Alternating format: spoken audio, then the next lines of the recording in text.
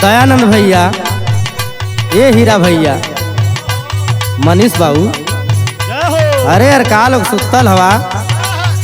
हरकेश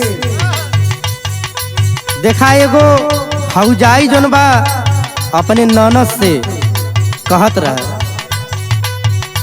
का कहलस? आइल भीम हो गयल जोर छोटी ननदी,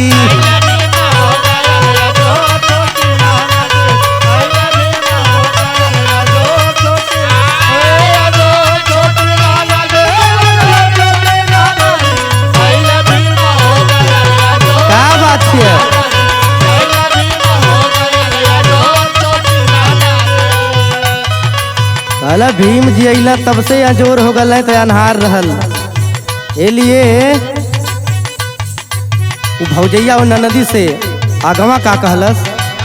दलित समाज सहत रहल ससतिया,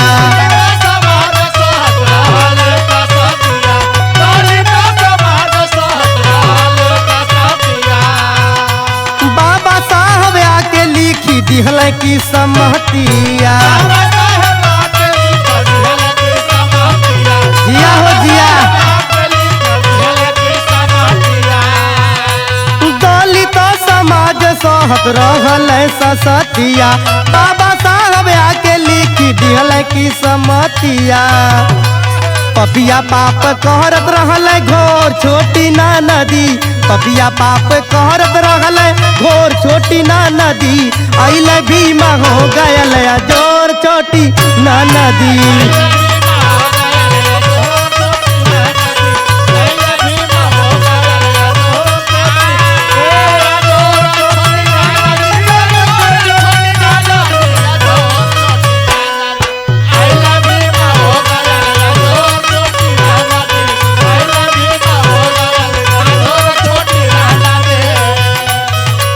भौजैया अपने नंदिस कहलक, देखा बाबा साहब कौन कौन काम कैले हवन बतावत यऊ। लटई से हाड़ी छोरी टाई बनहवल,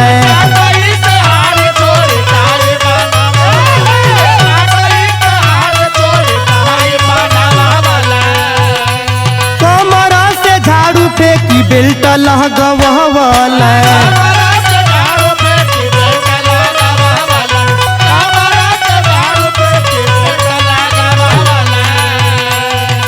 हमन अछूत रहनी जा।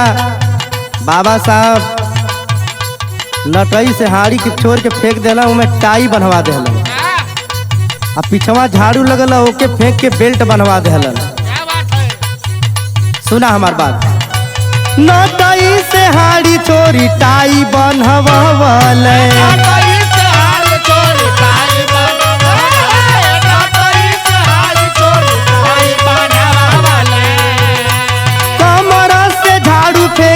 बेल्ट लगवावल,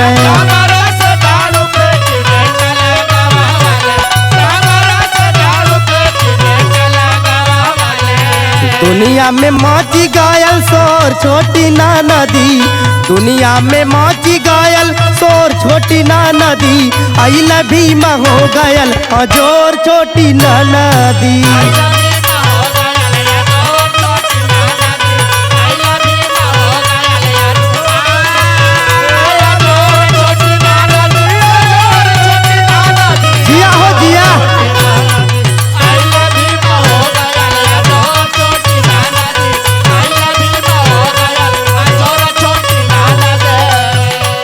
सुना यही से बलमुआ भइल भीम के दीवाना,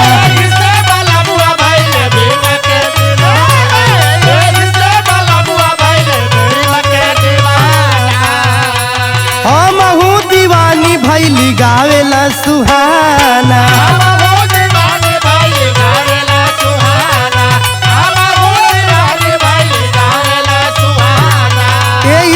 बलमुआ भइल भीम के दीवाना, हमहू दीवानी भइली गावेला सुहाना।